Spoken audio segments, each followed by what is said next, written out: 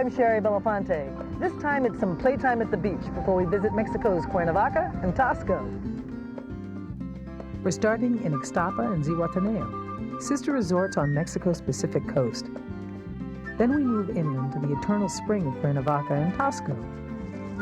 We visit the palace Conquistador Hernan Cortez called home, ponder mysteries of the past in an ancient ceremonial center, and tempt ourselves at Mexico's silver capital. Later, we'll head for one of Mexico's all-time best travel destinations, Oaxaca. But before trekking around the highlands, we're starting off with some R&R at the beach. Mexico's beaches are where the vast majority of foreign visitors head. Who are we to buck the trend? The government looked around, noticed the natural resources, and realized that these sun-soaked beaches were worth the heavy investment. So they sponsored the building of massive, many massive resorts. Ixtapa was carved out of virgin jungle about 25 years ago. Now it's over 15 miles of beaches and coves with the latest in luxury hotels and resort amenities. If you're into hobnobbing with the boating set, you can park your yacht at the marina. Then spend some of your disposable income at classy boutiques. Eat your fill in any number of restaurants, and finally burn those calories off at one of the championship golf courses. Close enough. Golf can be a lot of fun out here, but watch out for alligators.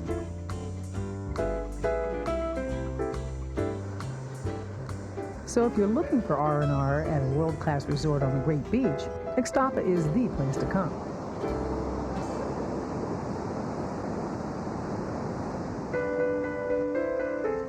But neighboring Zihuatanejo is where you head for a more old-fashioned version of Mexico's beach towns.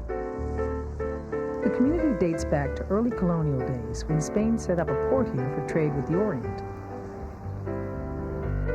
The little port was so sleepy before Ixtapa was built, it was unknown even to most Mexican travelers. It's definitely been put on the map now. But its hotels and restaurants are smaller and cozier than Ixtapa's, and still show off the character and charm of a more laissez-faire design. And even though it's gussied up for tourists, you can still mingle with the locals and catch glimpses of everyday life in small-town Mexico.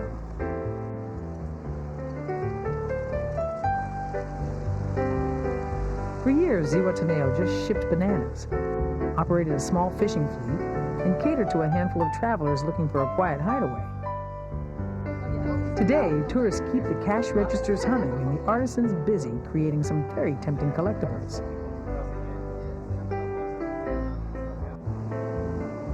But we've only just begun. It's time to move on to Mexico's highlands in the eternal spring of Cuernavaca. Every town in Mexico, no matter what the size, has a zocalo, a central plaza, which the cities grew up around. Here, the people that hang out either find a little peace, share a little gossip, or do a little business.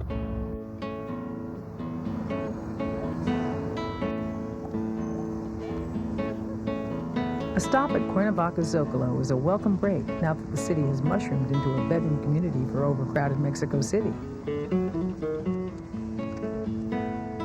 Frequent buses and a first-rate toll road link Cuernavaca with Mexico City to the north and the Pacific coast to the south. We're going to use it as a base for some popular day trips. But right now it's Cuernavaca we're exploring, a city that despite its recent growth still has plenty of charm. The Zocalo sits roughly over a large palace from pre-conquest days. The mild climate around here has always made it perfect for bountiful gardens and outdoor living. And the native elite built magnificent getaways here. Ever since, the elite have followed suit, including Hernan Cortez. The palace of Cortez dominates one end of the Zocalo, and it's a good place to get a feel for the broad expanse of Mexico's dramatic past. Hernan Cortez built the palace shortly after he defeated the Aztecs and conquered Mexico.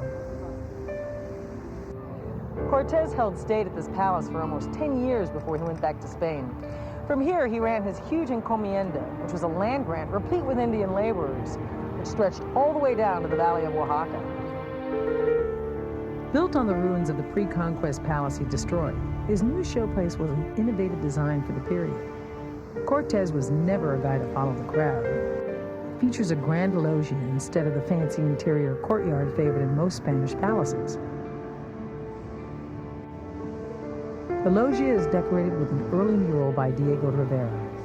Commissioned by U.S. Ambassador Dwight W. Morrow as a gift to Cuernavaca in the state of Morelos, it's Rivera's interpretation of Mexico's history, a record of conquest, exploitation, and conflict. From the clash of Aztec and Spanish troops through scenes of betrayal by Indian guides who helped Cortez gain his victory, into the building of this palace, Indians toiling on sugar plantations,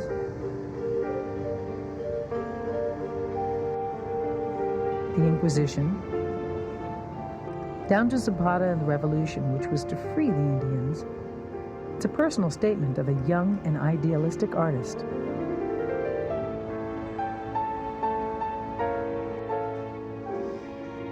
The palace also contains the regional museum, with exhibits that take visitors through the labyrinth of cultural paths that have led to modern Mexico.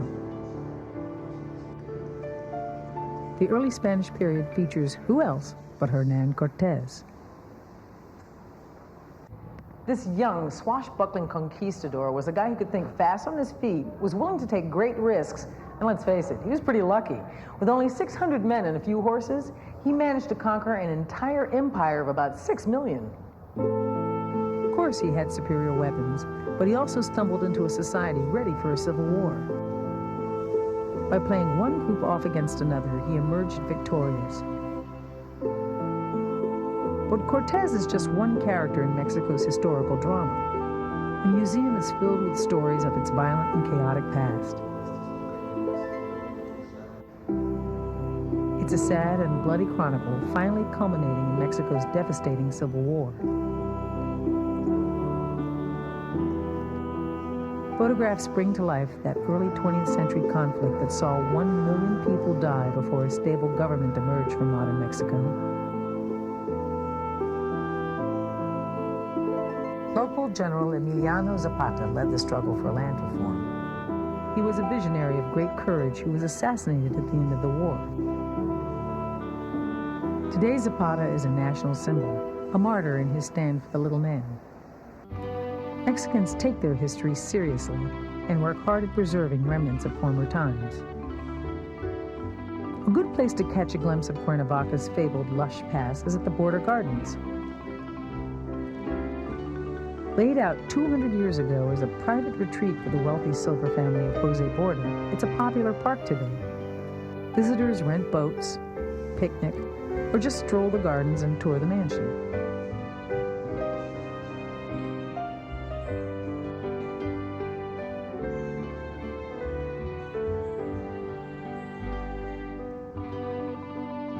It's a place to get a peek at the elegant life lived here, first by the Bordas, then by the Emperor Maximilian. This garden was built by Jose de la Borda. Oh, he rented to Maximiliano and Carlota. Maximiliano and Carlota used to have big parties here in this garden and this lake with Maximiliano's military friends. An Austrian prince placed into power by a French army in the mid-19th century, poor Maximilian stumbled into a chaotic Mexico that he'd never truly understood. The Border Garden parties were small respite for the embattled emperor who lasted only 3 years before he died in front of a firing squad.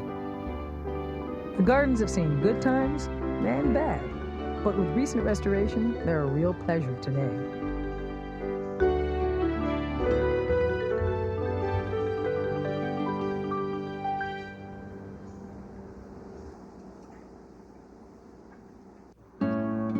For a modern interpretation of the good life, it's hard to beat the Misión del Sol Spa, just 15 minutes from downtown. Mineral springs have been one of the draws of the area around Cuernavaca since the days of the Aztecs, so the spa tradition has ancient roots here.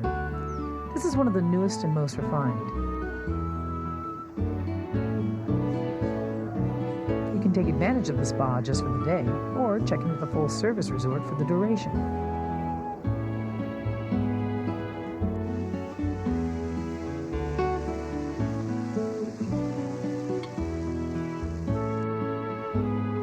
come to get rejuvenated, to get soaked and rubbed and scrubbed, and generally put back into shape.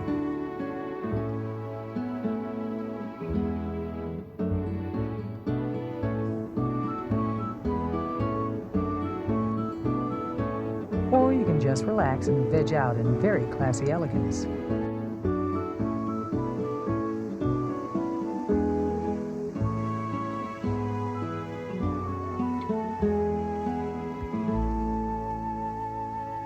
For some visitors, Cuernavaca is a lot more than play and relaxation.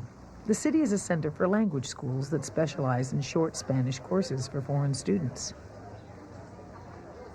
Es muy difícil, pero es solamente mi segunda día en estas clases. With so many language schools to choose from, it's not a problem to pick just the right one, although they all offer pretty much the same thing. You can find courses lasting from 1 week to 1 semester, beginners to advanced. One of the best parts about being in Mexico is that we get to, our family speaks Spanish, our friends speak Spanish, our teachers speak Spanish. We have to speak it, we have to learn it. It's not just grammar and vocabulary. Students attend lectures on Mexican history and art and choose among extracurricular classes in handicrafts, music, and cooking. The students live with Mexican families, and they can share the values of different cultures. Also, they are practicing Spanish all the time. And you've got to admit, this is more fun than a language lab at home. A typical assignment here? Join in a local fiesta like this one honoring the Archangel Michael, the neighborhood's patron saint.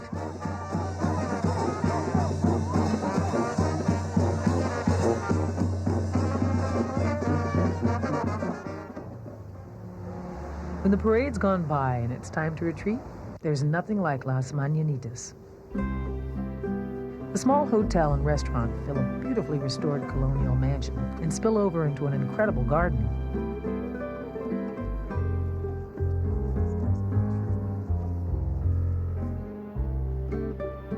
Exotic birds strut their stuff between birds of paradise and sculptures by world-renowned 20th century Mexican artist Francisco Zuniga.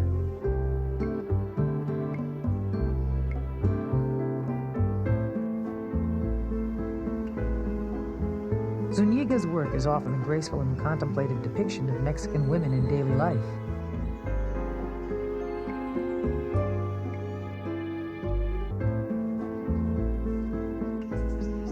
His simple lines and forms rest peacefully in his elegant garden.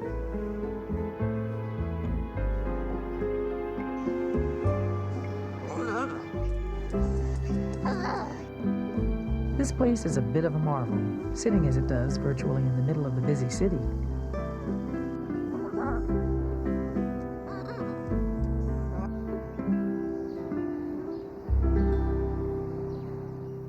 Now it's time to head out of Cuernavaca for some of those day trips that we mentioned earlier. We're on our way to a little village about a half an hour east of here, and it's a very popular destination.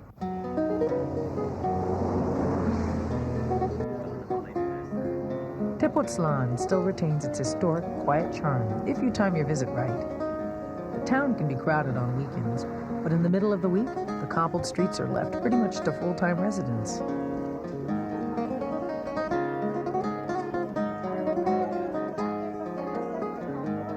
Tepoztlan is known for quality arts and crafts, with dozens of little stores offering a tempting array of goods. Snatches of the native Nahuatl language can still be overheard, and when you get tired of wandering, you can while away an afternoon on one of the patio cafes. Green sauce, and this is a cecina taco, just great taco. Oops. What she said? She's going to feed the tortillas. Dominating the center of town is the 16th century Natividad ex Convento and church. It's solid and severe, a Christian fortress. The massive church is very much a New World twist to a classic European style. Indian motifs fuse with Christian symbols on the church border. The decorations are works of the native craftsmen converted to Christianity by Dominican friars. These stone carvings give a decidedly indigenous twist to the new religion.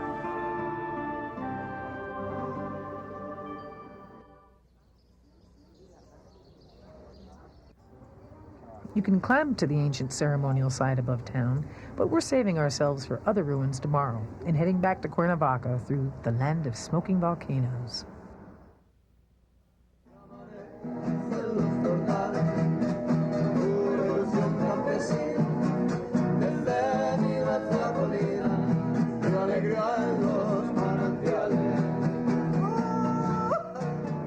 Many hotels in Cuernavaca serve up hefty weekend breakfast buffets.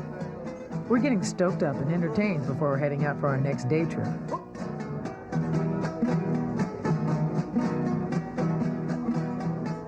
Well fortified, we're off to Xochicalco, just an hour away.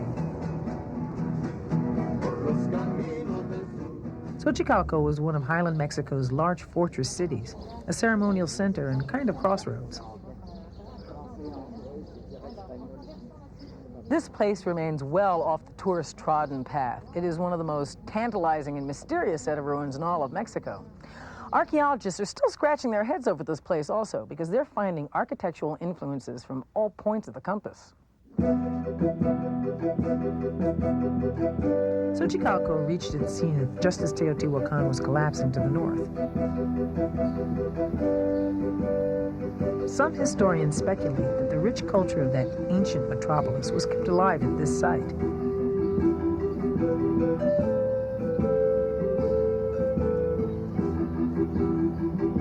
But experts see the influence of the other great centers of the period as well, Maya and Zapotec from the south, and Gulf Coast cultures from the east. The question is, how did they all come to leave their marks here?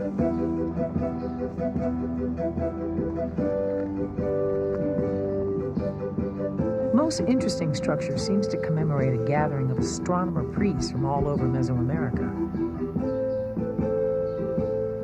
They were evidently here about 1,300 years ago to synchronize their calendars. The pyramid of the plumed serpent is crowded with carvings of Quetzalcoatl, the plumed serpent, undulating up and down to frame-seated figures, priests gathered for the grand meeting.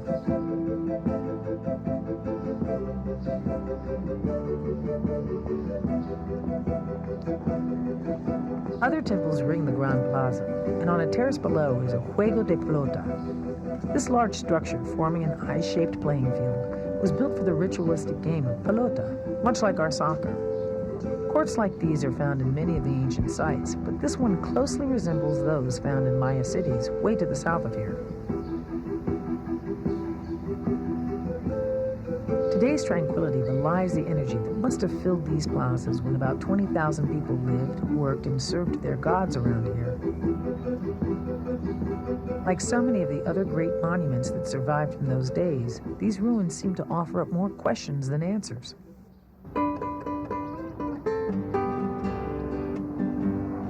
Less mysterious, closer to us in time and cultural ties, are the colonial towns built by the Spanish.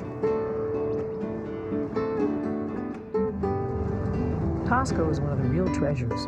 Declared a national monument, it's an easy day trip from Cuernavaca.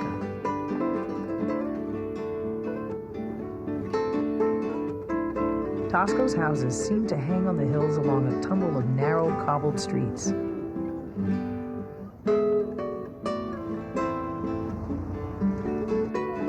And local entrepreneurs have devised plenty of temptations for the many visitors who flood into town.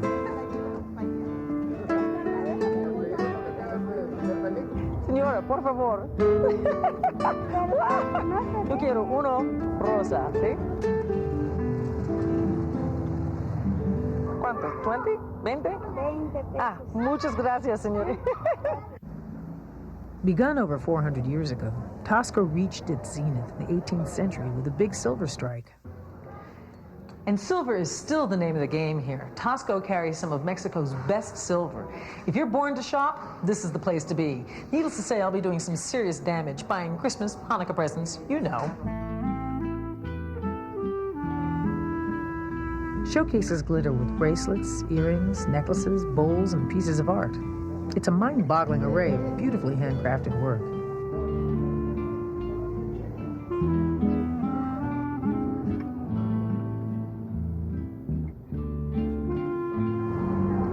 These are cute. With With so much on display, it can be that old trees for the forest thing. Am I missing that special something in the midst of all this dazzle?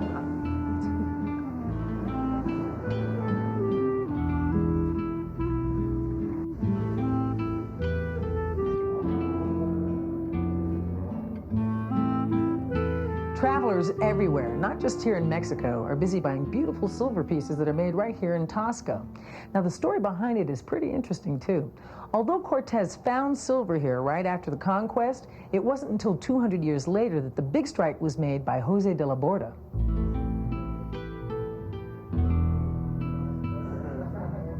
The silver vein he found put Tasco on the map, but the vein finally ran out and Tasco slept for a couple of centuries till an American named William Spratling showed up here in the 1930s, importing silversmiths and reviving old skills to turn out jewelry from traditional motifs.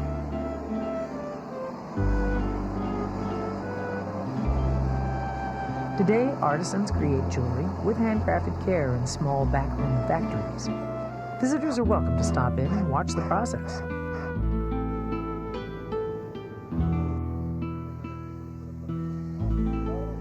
One of the shops offers a tour of an old silver mine. A guide will take you into one of the old tunnels beneath the city streets. Okay, this is an old mine, over 150 years old. We sealed it 60 years ago, and we use it as a museum of rocks and minerals. By the way, this is the silver ore. It has silver, lead, zinc, quartz, and pyrite, all mixed together. This is very heavy. It is very heavy. Over here we have tools and equipment that we used to work with till about 60 years ago. Down here we have an old type of mine that was used before of the Spanish. Native mine. It's all done by hand, by chisels and hammers.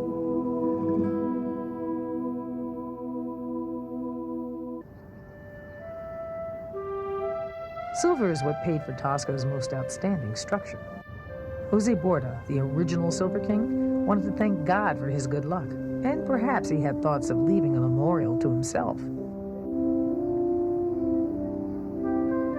Anyway, he built a fitting monument. Paid for entirely from Borda's own immense silver fortune, St. Prisca Church rises above the crowded little town. Its towers and tile-covered dome reach so high they dominate the townscape from just about any point.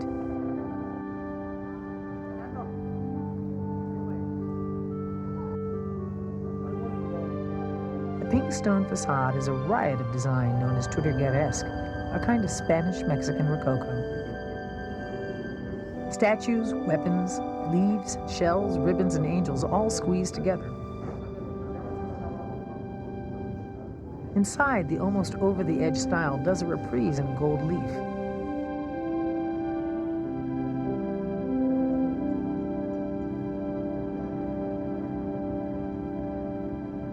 One legend has it that St. Prisca Church sits on top of the exact spot Borda first discovered his fabulously rich silver vein.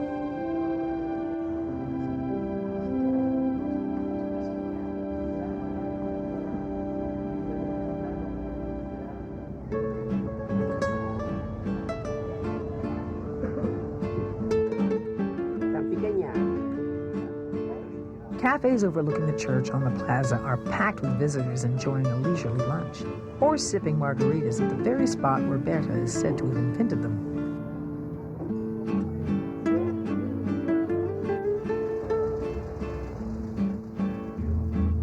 For a bird's eye view, you can check out Tasco from above by taking the cable car up to the Monte Tasco Resort. It's a full-service getaway if you want to spend a few days here. Tennis, golf, horseback riding, restaurants. If you don't want to settle in here, come for the day and pay for whatever activities suit you.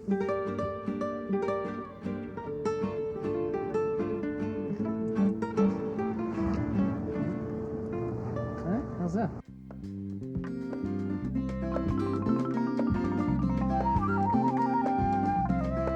Plenty of people on a day trip simply swing up for the view of Tasco and then swing right back down. And that's just what we're doing, because it's time for us to travel on to the Mexican state of Oaxaca, a perennial favorite of serious travelers.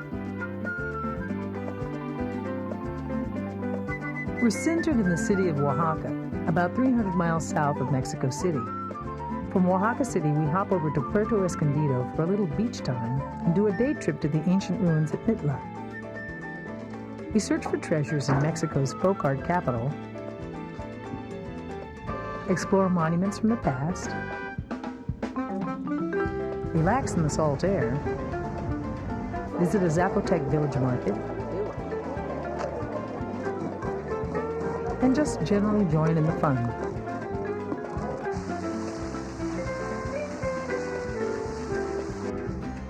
Oaxaca's very special. There's no other place quite like it. With so much to see and do here, people who visit Oaxaca for the first time swear that that trip won't be their last.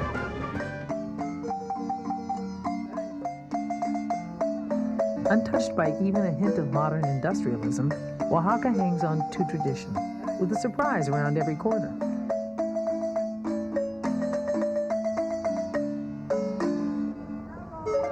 Sounds of indigenous dialects echo through its purely colonial city center. And it's a town just made for walking.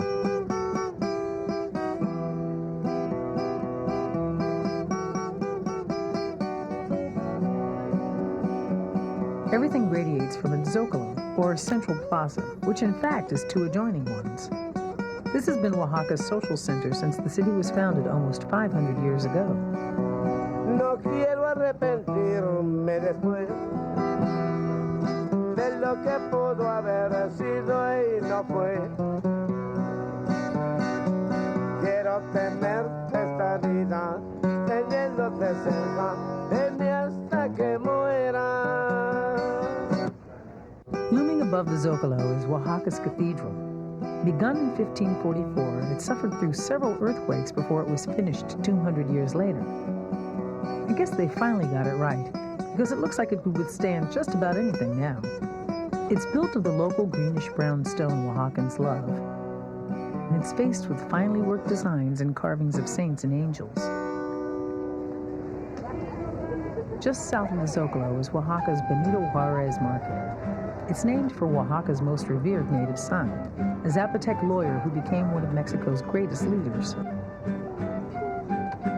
It's packed with vegetables and fruit, exotic spices, Mexican fast food, hats, shawls, shoes, dresses, you name it.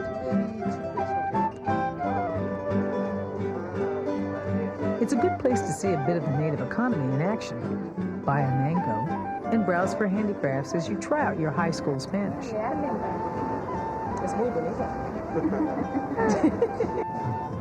The market's just as it was 50 years ago, still selling ingredients for traditional Oaxacan dishes like mole.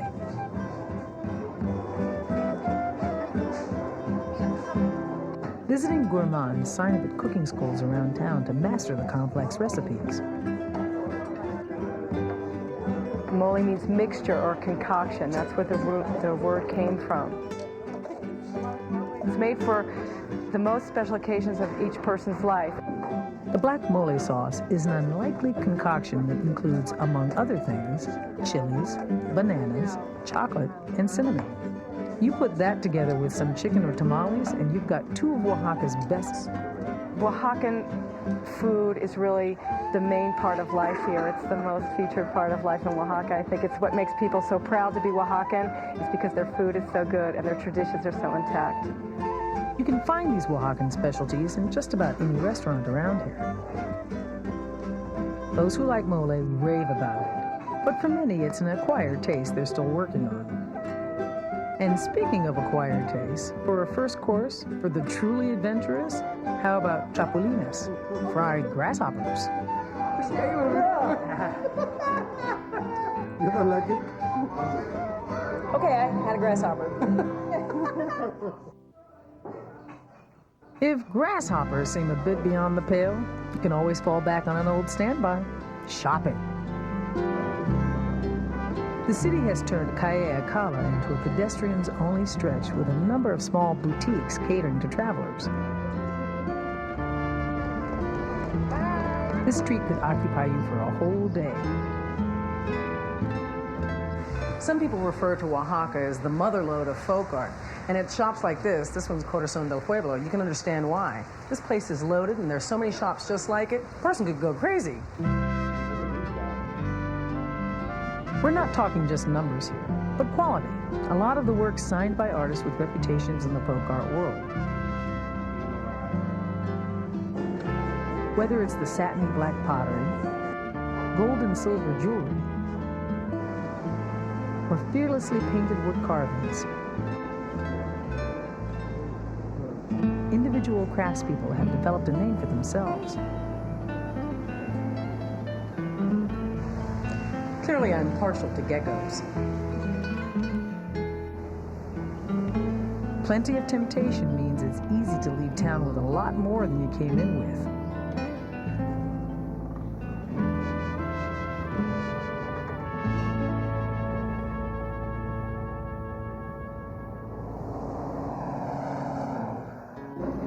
Just a few miles out of the city, you can visit the birthplace of Oaxacan black pottery. In the little village of San Bartolo Coyotepec, Doña Rosa Nieto stumbled on the process for making the now famous Oaxacan specialty. 3/4 of a century later, potters like this woman still cash in on the lucky discovery. In 1934, Doña Rosa accidentally produced the unusual color through a mistake in firing.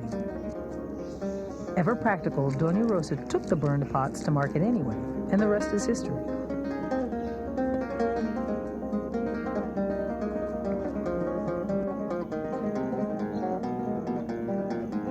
"70 years later, workshops in the little village keep busy turning out the unique black pottery for a thriving market, using ancient techniques and Doña Rosa's special firing process.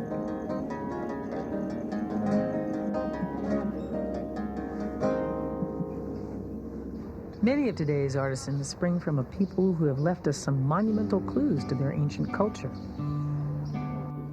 Literally above the city of Oaxaca is Monte Alban, one of the best preserved and restored archaeological sites in Mexico.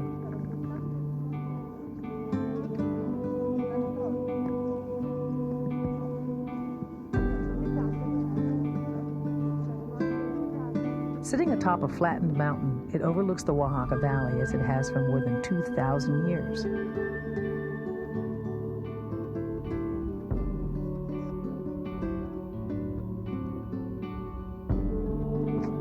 Much of its past remains in mystery. But though archaeologists still debate the details, they've mapped out a rough history. The first construction began about 600 years before Christ, when this mountaintop was leveled and huge platforms constructed.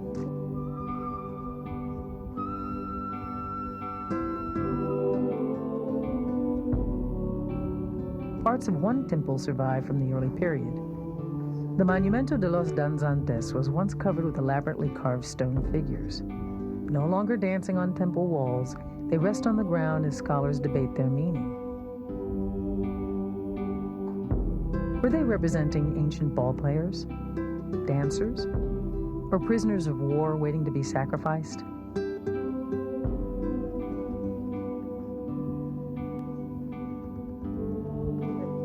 Most of the massive building here took place when Montalban reached its zenith. That was about the same time that Teotihuacan was the power up north, near what is now Mexico City.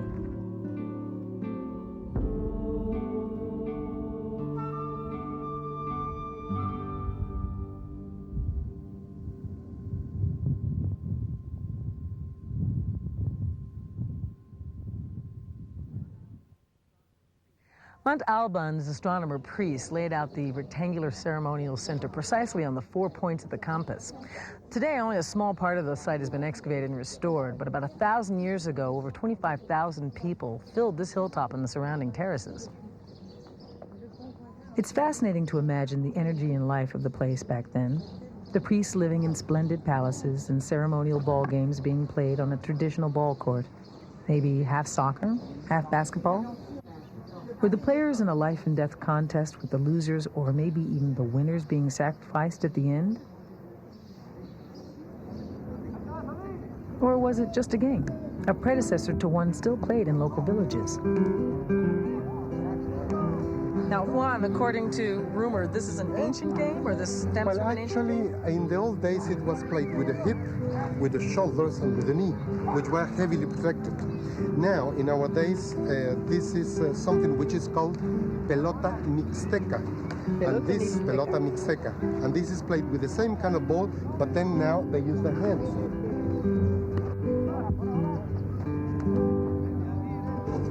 Oaxacan small towns are tight little communities, proud of their diverse traditions, but happy to share them with outsiders. We found a village festival, sort of a cousin to our country fairs. Each village celebrates its patron saint's day every year. It's something to anticipate all year, a time to get the whole town involved.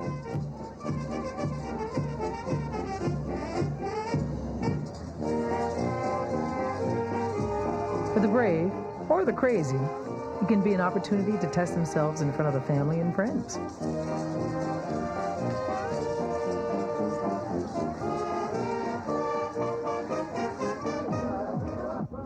And when the sun goes down, the town lights up. There are carnival rides and dancing on the square.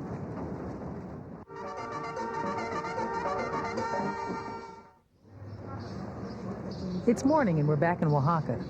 One of the must-see sights is the regional museum in the ex-convento de Santo Domingo. The building is mainly a 17th century structure, built and rebuilt after a number of earthquakes, abused during the 19th century armed civil conflicts, and finally restored in this century. The museum is in the cloisters where friars once walked. The highlight of any visit here is the treasure trove found in Tomb 7 at Montalban.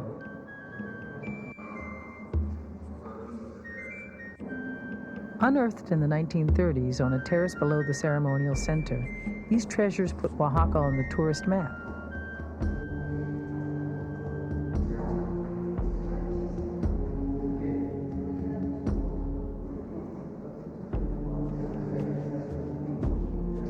The find captured the world's imagination. Suddenly, everyone wanted to know more about Montalban and the people who built it. This was perhaps the largest collection of precious objects from a single tomb in Mesoamerica. Gold necklaces and bracelets, a turquoise-decorated skull, exquisite alabaster vases, intricately carved bone ceremonial knives, burial urns. The find was stunning and still is. The collection includes artifacts from other tombs dating from late in the history of Montalban, a time after the site was abandoned as a ceremonial center and used primarily as a necropolis, a huge, huge cemetery.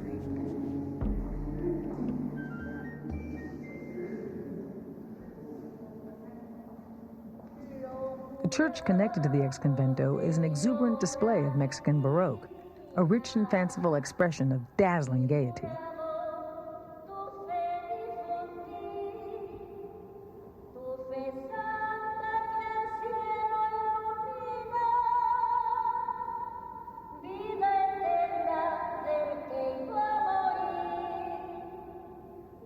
Extensive restoration work was completed in this century. 150 years ago, the building was turned into a stable during a powerful anti-church movement in Mexico. Reconsecrated at the beginning of the 20th century, today it's overwhelming.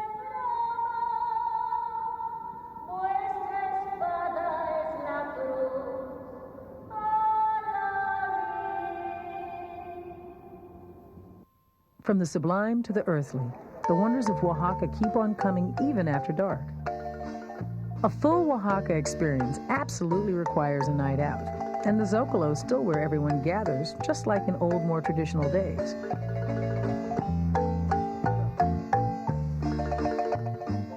Young and old, hip and square, people show up for the music and the fun.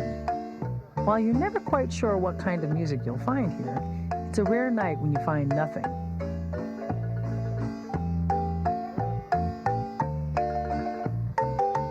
Strolling musicians keep the beat going.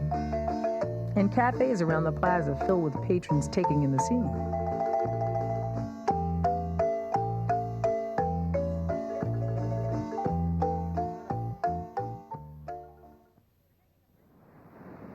We're taking a break from our sightseeing for a little interlude at the beach. Now, Oaxaca State has some excellent beaches. Just take your pick. Huatulco is the latest resort, but we're going to check out the surfer's paradise at Puerto Escondido. Hardy adventurers take an all-day bus ride over the mountains, or you can go modern and fly. This beach is not for the average swimmer. It can be downright deadly.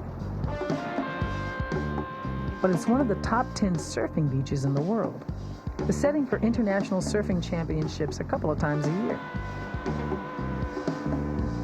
And the best rides are often early morning or late afternoon. Okay, so what makes these waves so wild? Port Escondido is so powerful because there's really no island masses in the way. They travel all the way from Australia on southern hemis, and from the Aleutians, there's nothing to block its path, and they just come into this area and slam it, and that's what makes it so special.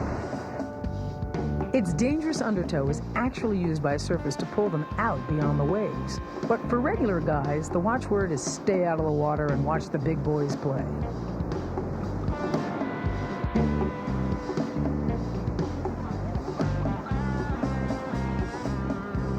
And you can get a great view of the action from the second-story bar and restaurant at the Hotel Santa Fe. Or you can escape the whole surfing drama in the hotel's quiet courtyard. Life can be pretty tough here.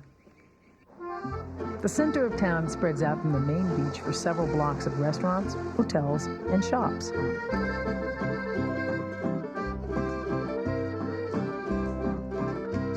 The town shows its surfing heritage by remaining inexpensive and fairly simple.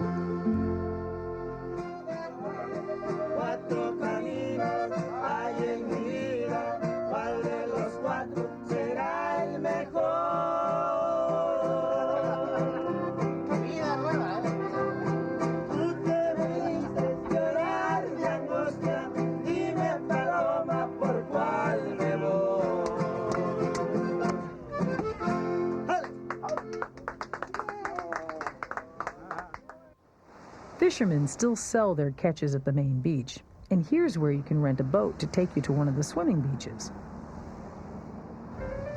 Or you can relax north of town, well away from the surfing scene.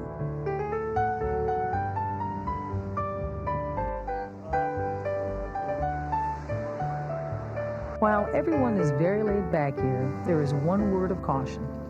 Local authorities advise visitors not to walk on the beach at night, particularly alone. Crime has arrived with an increase in visitors. The usual advice? Put your common sense to work. Stay in a group and don't risk having your vacation spoiled. Puerto Escondido is a good place for a couple of days at the beach, but we have a lot more to discover in the highlands, so it's back across the mountains to Oaxaca City. Oaxaca has spawned more than its fair share of successful artists. One of its most famous is the late, great Rufino Tamayo, the well-known 20th century painter. And even though this museum bears his name, it's not full of his paintings. The Rufino Tamayo Museum is a remarkable display of pre-Hispanic artifacts gathered together from all over Mexico by Tamayo. The artist presented his personal collection to his hometown, and it rests today in a carefully restored colonial mansion in the center of the city. It's unusual because each piece was chosen with an artist's eye. Most are good art, in addition to being interesting artifacts. Tamayo wanted to save these beautiful pieces from the illicit trade in pre-Columbian art that early in this century saw many of Mexico's finest pieces leaving the nation. The small but exquisite collection spans a period of over 2,000 years. Even the hotel scene in Oaxaca is a rich blend. There are a number of hotels aiming at middle-income travelers and a few fascinating upper-end options. One favorite is the Camino Real. It's a beautifully restored 16th century former convent.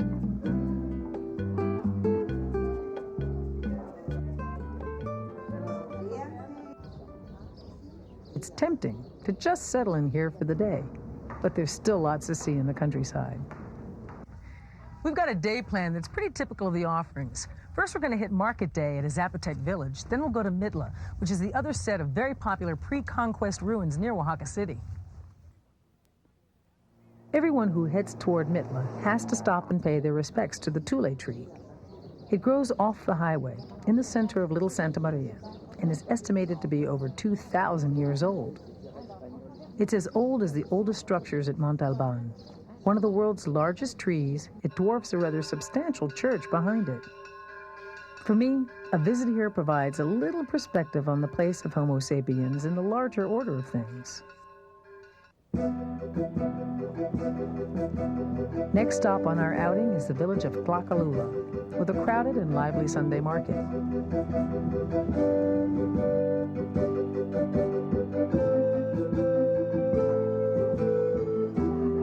The mountains and valleys around Oaxaca City are dotted with Indian villages. 2/3 of the state's population are indigenous peoples who use Spanish only as their second language. Two groups predominate: Mixtecs in the mountains and Zapotecs here in these valley towns. Tlacalula is Zapotec.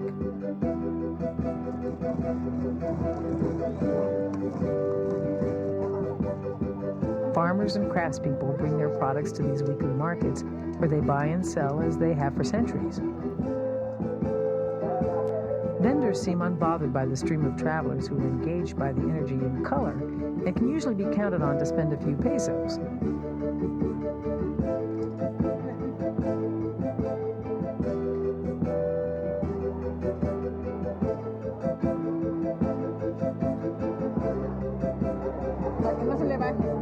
They would have hair that would come up, and the hair would go over top. Yes, yes. Each of the villages around here specializes in at least one craft. Any local guide will happily take you to see the artisans at work.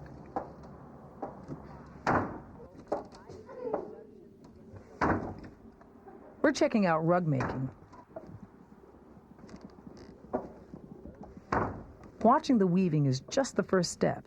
You're sure to get treated to a sales pitch. Believe me, there is plenty to choose from. Some hard-won advice: know what a fair price is and put your bargaining skills to work.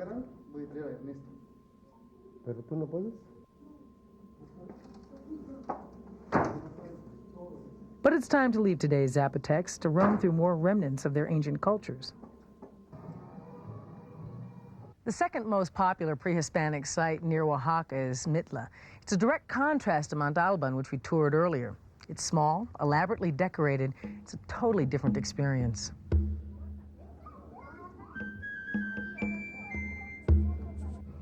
The ruins at Mitla sit below a domed Christian church. The small complex is absolutely unlike any other site in the area.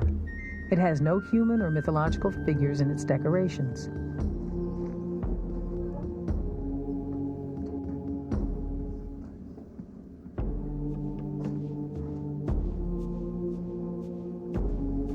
What visitors find so stunning is the jigsaw puzzle nature of the ornamentation.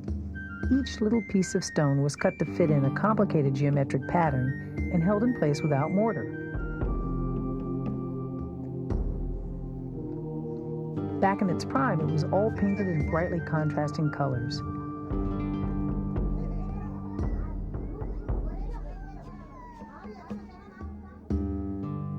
These structures were dwelling places for priests and public officials. Most were built about 200 years before the arrival of Cortez.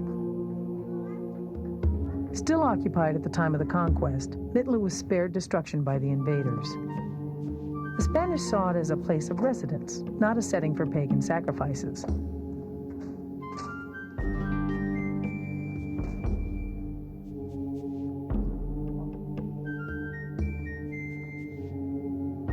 Today, travelers wander through the small rooms and courtyards of the palaces.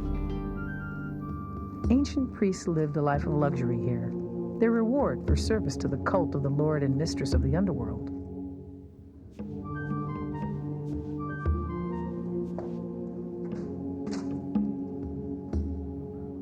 The old cult is gone, but the exquisite structures remain.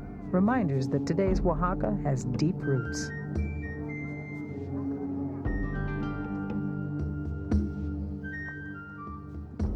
Oaxaca has been one heck of a trip, and it's easy to see why travelers always want to come back for more.